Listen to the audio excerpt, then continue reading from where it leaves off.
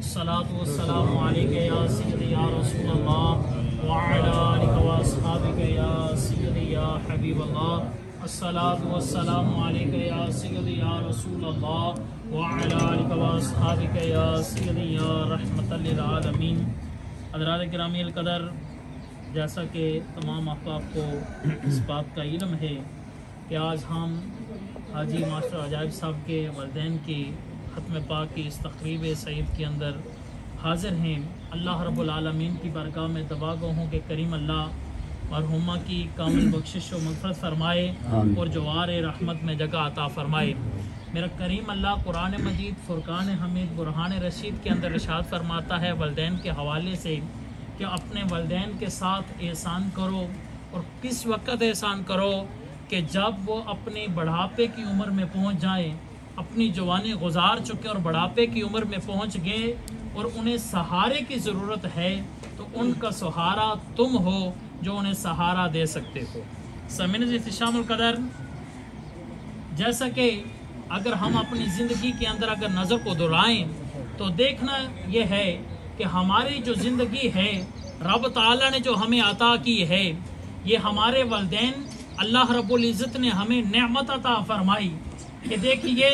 कि इंसान की परवरिश की खातर वलदैन के अंदर वलदैन सुकून और राहत मुयस्सर कर रहा है अपने औलाद को। और जब औलाद की बारी आती है वलदैन के लिए, तो उस वक़्त औलाद को भी चाहिए अपने वलदैन के लिए ऐसा सहारा बनो,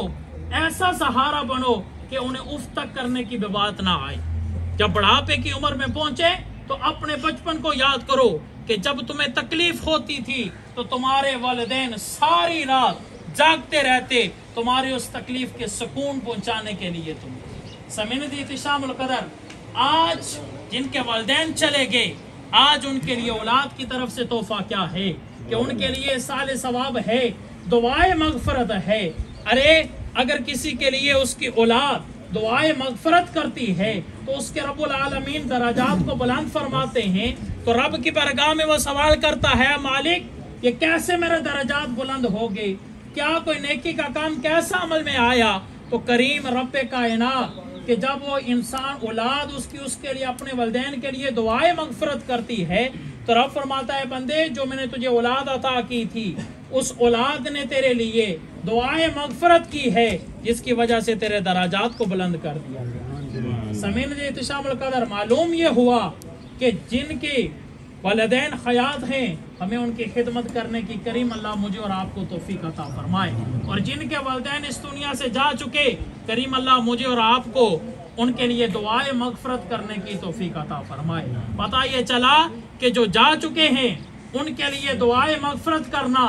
उनके लिए दुआए मग़फ़िरत करना, कुरान मजीद की तिलावत करना, दिगर दुरूद व वज़ाइफ पढ़कर उन्हें साले सवाब करना उनकी मग़फ़िरत का ज़रिया और सबब बनती है। समीनदी शामुल क़दर, देखिए पढ़ रहा इंसान इस दुनिया के अंदर है, पढ़ने वाले को भी मेरा रब सवाब अता फरमा रहा है, और जिसके लिए पढ़ा जा रहा है करीम अल्लाह उसकी भी बख्शिश व मग़फ़िरत फरमा रहा है। समीनदी शामुल क़दर, बड़ा खूबसूरत शेर शायर ने कहा, उन्हें कहा कि आते वक़्त अज़ां और जाते वक़्त नमाज, इतने कलील वक़्त में आया और वापस चला गया। अगर हम अपनी ज़िंदगी पे नज़र दोहराएं तो इंसान की जब ज़िंदगी का आगाज़ होता है, शुरू होता है, तो माँ के शिकम से जब जुदा होता है तो सबसे पहले उसके कान में अल्लाहु अकबर की सदा को बुलंद किया जाता है। उसकी ज़िंदगी का आगाज़ शुरू हो जाता है, चाहे एक लम्हा है, एक पल है, कितने बरस है, जितनी जिंदगी उसकी है उसने मामलात को तय करना है। और फिर क्या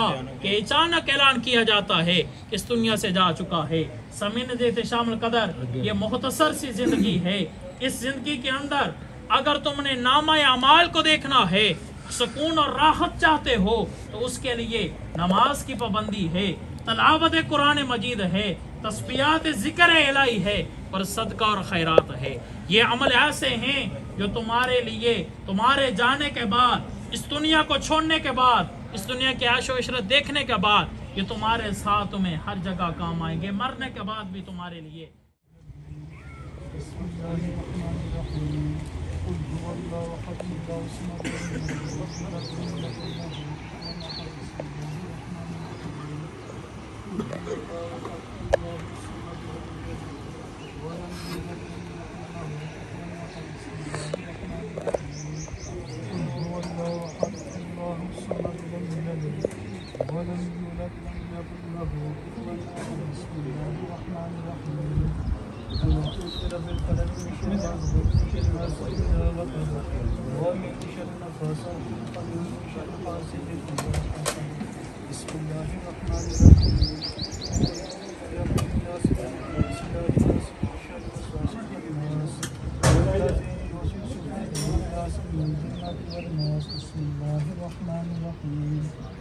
الحمد لله رب العالمين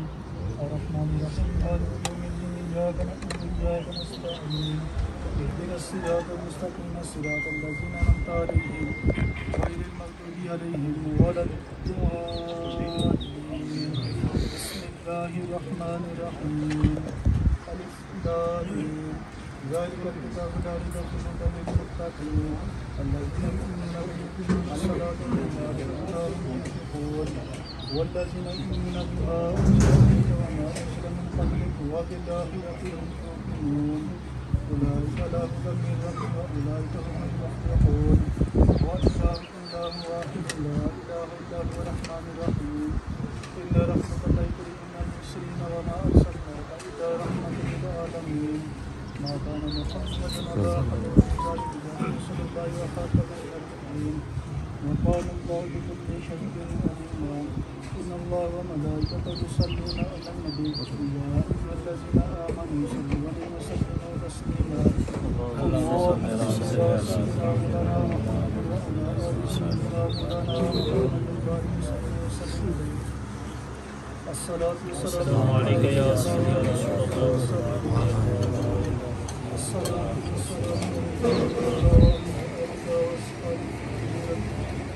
سبحان ربك رب العزة عما يصفون